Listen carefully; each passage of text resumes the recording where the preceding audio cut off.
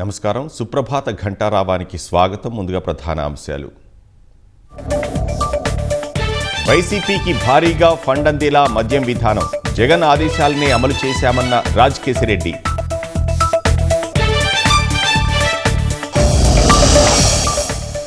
APPSC కార్యదర్శి హోదాలో PSR కుంభకోణాలు, గ్రూప్ 1 మూల్యాంకనం విషయంలో ఒంటెద్దు పోకడలు.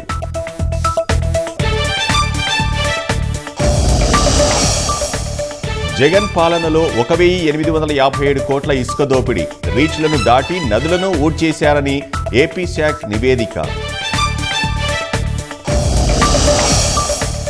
3 ఏళ్లలో అమరావతి నిర్మాణాలు పూర్తి చేయాలన్న చంద్రబాబు, మోదీ ప్రసంగం భవిష్యత్ రాజధానిని ఆవిష్కరించిందని వెల్లడి.